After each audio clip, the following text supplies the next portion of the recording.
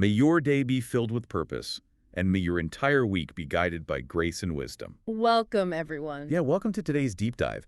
So, I want you to imagine a nation at war. The king is sitting completely paralyzed under a pomegranate tree, surrounded by all his advisors and, military brass. Right, just sitting there. Exactly.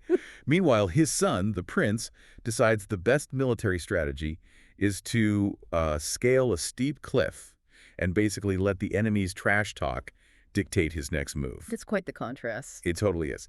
Today, we are exploring a masterclass on leadership, the mechanics of active faith, and really the destructive nature of ego-driven decisions. We're diving into 1 Samuel chapter 14. Yeah, and we're drawing on the historical and cultural context from the Holman and NWA study Bibles to pull out the most vital insights for you. So to start us off, it's a phenomenal text to unpack, right? Oh, absolutely. You get to see these psychological dynamics here, insecurities, power struggles, organic momentum that are, honestly just as relevant today as they were on an ancient battlefield. Sure. Because that tension between stagnant authority and dynamic action, that's universal. Well, let's jump right into that tension then, because to set the stage, we have this vivid split-screen moment at the very beginning of the chapter. Yeah, it's a great visual. Right.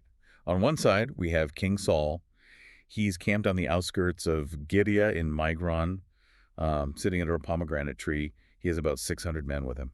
And importantly, he has Ahijah, the priest, beside him. Right. Ahijah is carrying the ephod, which is the sacred garment used to consult God. So Saul basically has the troops, he has the religious authority, the structural power, and yet he's doing absolutely nothing. He's entirely gripped by institutional inertia. Yeah. The study notes actually suggest Saul is operating from a place of severe risk aversion here. Which is wild for a king at war. Exactly. He has all the tools of leadership, but he lacks the internal conviction to actually use them. He's just, waiting for perfect conditions that are never going to arrive. Well, then we pan over to the other side of the landscape, and we see Saul's son, Jonathan, and his armor bearer. Just these two guys. Just two of them against a whole garrison. Right. They quietly leave the camp and approach a narrow pass guarded by two really sharp, steep crags. And the text actually gives us their names. Bozez, meaning shining, and Seneh, which means thorny. It paints quite a picture of the terrain. It does. So Jonathan's plan is to just show themselves to the Philistine garrison. He tells his armor bearer, hey, if the Philistines say, wait there, we hold our ground.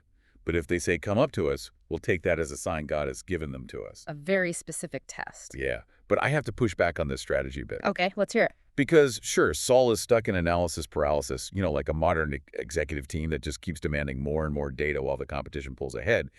But Jonathan's approach... What about it?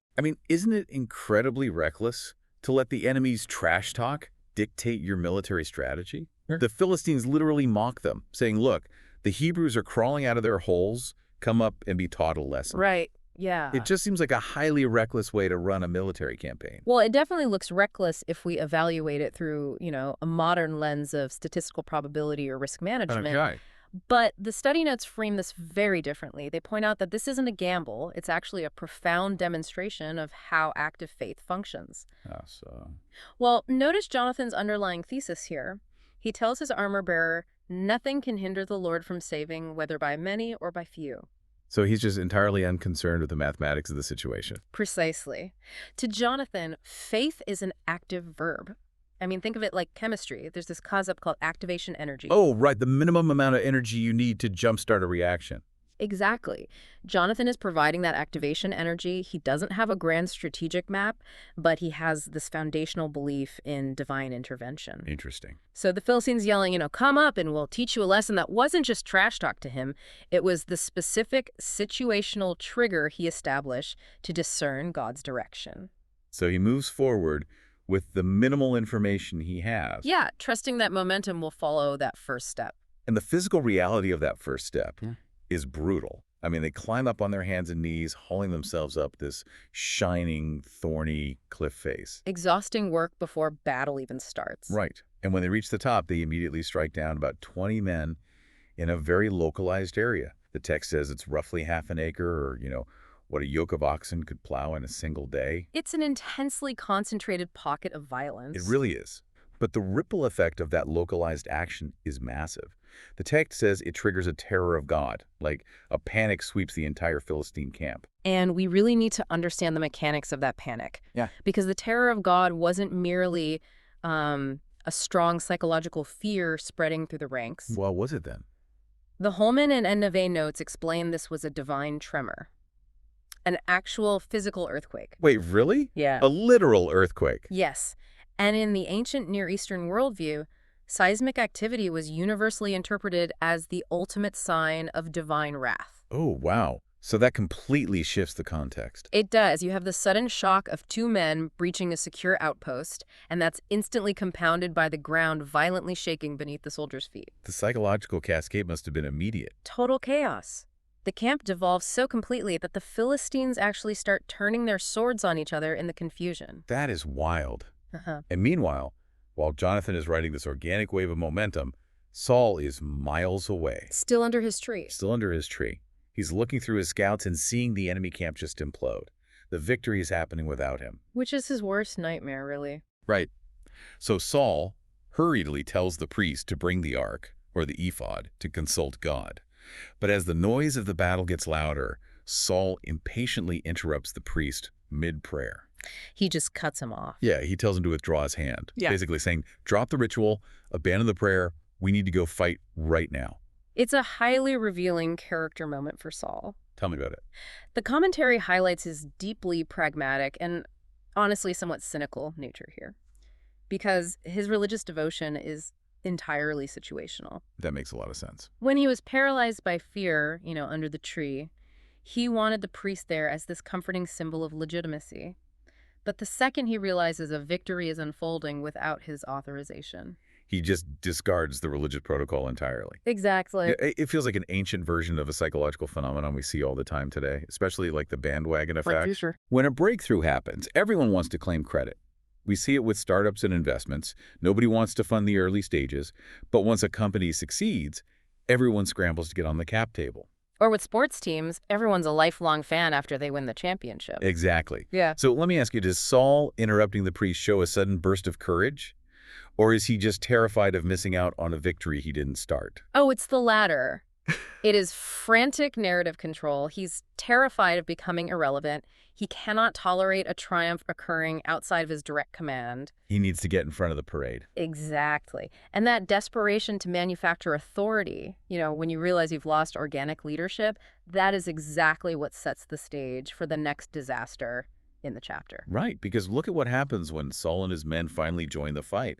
The momentum has shifted wildly. Hebrews, who had defected to the Philistines, flip sides again. The fair weather friends return. Yeah, and Israelites who are hiding in the hill country of Ephraim suddenly emerge to join the pursuit. The tide has completely turned. The bandwagon effect in full swing. Totally. But as the battle pushes past Bethaven, the Israelite soldiers are physically collapsing. They are completely exhausted. And we know exactly why. Yes, because Saul has instituted this baffling, ego-driven policy. He forces a rash public oath on the entire army. He says, "Cursed is the man who eats food before evening, before I take vengeance on my enemies." The operative word there being my. My enemies. Not the nation's enemies, not God's enemies, his enemies. It's so telling. Yeah. And the result is that this army is marching through a forest where honeycomb is literally dripping onto the ground.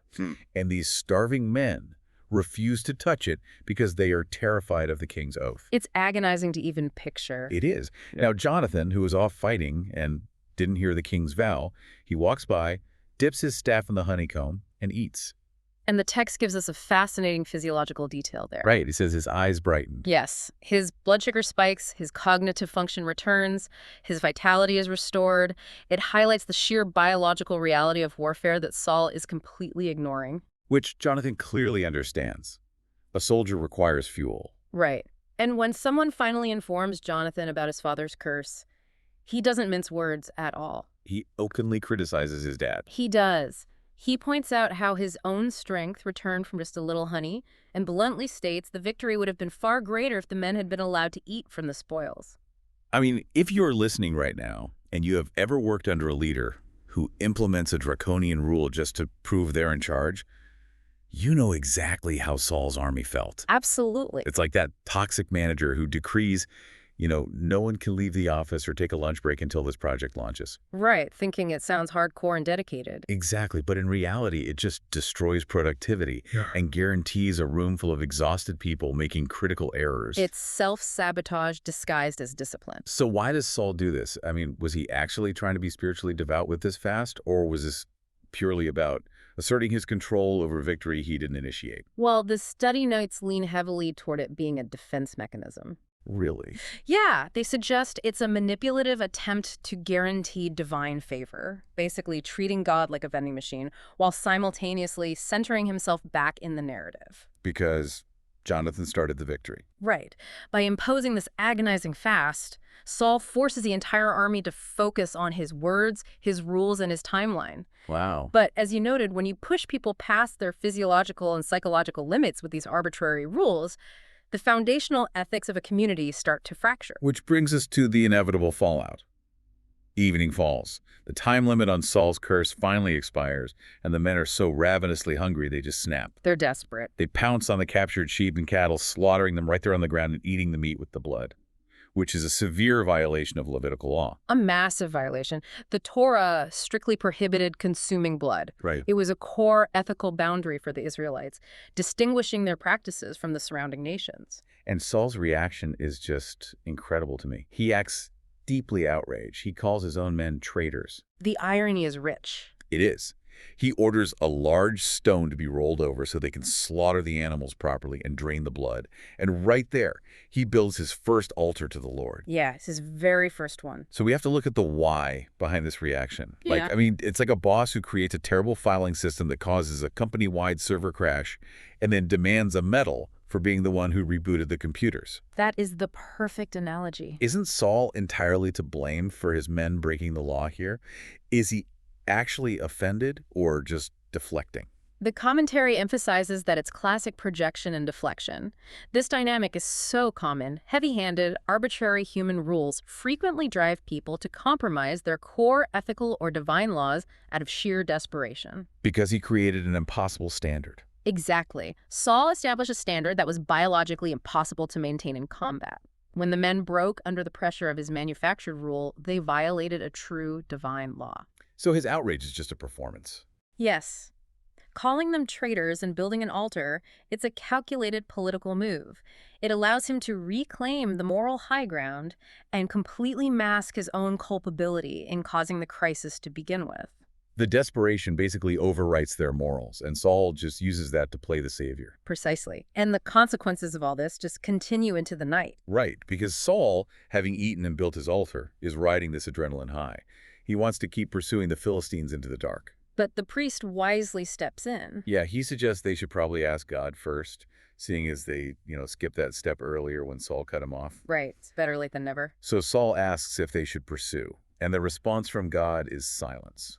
Just a massive, terrifying spiritual dial tone. And that silence is perhaps the most striking moment in the whole chapter. It's eerie. The study notes are actually very helpful in explaining the mechanics of this consultation. They note that the priests likely used the Urim and Thummim. What exactly are those? They were sacred objects, possibly stones, that were kept in the priest's ephod. The names translate loosely to light and perfection. Okay. And they basically functioned as a divine binary, a way to cast lots for a yes or no answer, or to indicate a lack of response. Oh, I see. So when Saul asks his questions, the Urim and Thummim yield absolutely no answer. Why is that silence so uniquely terrifying for Saul in this moment? Well, because for an ancient Near Eastern monarch, a lack of divine response meant a loss of the cosmic mandate.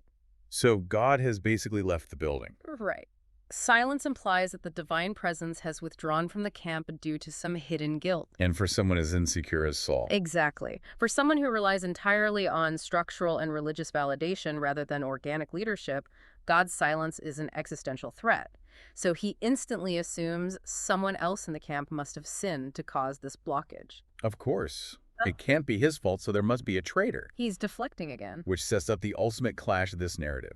It's the king's pride versus the wisdom of the crowd. It really all comes to a head here. Saul declares they must root out the sinner, even if it's his own son. So they use the lots. First, they separate the army from Saul and Jonathan.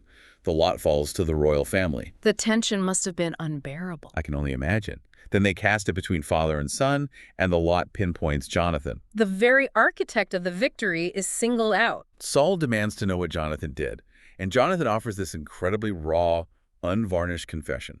He doesn't make excuses. Not a single one. He just says, I tasted a little honey on the end of my staff, and then bluntly adds, here I am ready to die.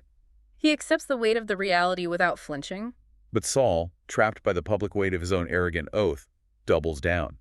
He looks at his son and says, may God punish me and do so severely if you do not die, Jonathan. But this is where the entire power dynamic fractures completely. Because the people step in. The exact same soldiers who spent the day starving in fear of Saul's anger. The same men who were just eating bloody meat in a frenzy. Just hours ago, they were cowering before Saul. Now, they're holding the moral high ground. It's a stunning rebuke from the ranks. They step in and override the sitting king. They declare that Jonathan brought great salvation to Israel today. They swear their own counter-oath. Yes. They say, as surely as the Lord lives, not one hair of his head will fall to the ground, because he acted with God that day. Jonathan is saved. The shift is incredible. The veil is completely lifted. The people realize that Saul's authority is just a facade. Right. And the study notes draw a really compelling historical parallel to illuminate this moment. They compare Saul to a judge named Jephthah from earlier in the book of Judges. Oh, Jephthah. Yeah, Jephthah also made a foolish, hasty vow to God before a battle, which tragically resulted in him sacrificing his own child. Right, and his community just let it happen. Exactly. But Saul's situation ends differently because the community's spiritual discernment has outpaced the king's. Wow. The people recognize a profound truth here. Jonathan's active partnership with the divine was the true source of their victory. Not Saul's rules. Right. That authentic reality nullifies Saul's legalistic, ego-driven oath. The community's sense of justice simply overrules the king's pride. They recognize who actually led them that day. Exactly. And, it's very telling how the chapter concludes after this whole internal crisis. The text provides a summary of Saul's reign, listing his constant grinding wars against Moab, Ammon, Edom, and the Amalekites. Just constant warfare. But the detail the study notes emphasize is the final line of the chapter.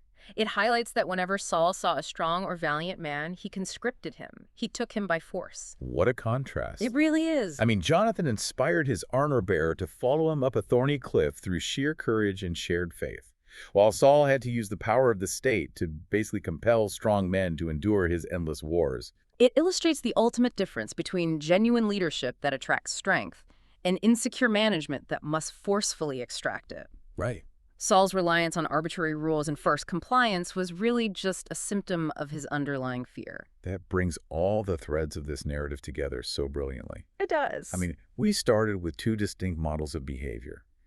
We saw Jonathan, who showed us that courage and active faith, taking that calculated leap, providing the activation energy with whatever little information you have, can trigger a massive shift in momentum and change the world around us. Absolutely. And on the flip side, we saw Saul, a leader who realized he was losing organic influence and tried to manufacture authority through rigid, exhausting rules. And we saw exactly where that leads. It leads to exhausted teams, broken ethical boundaries, performative outrage. And ultimately, a rebellion that exposes the hollowness of that control. It serves as a timeless warning.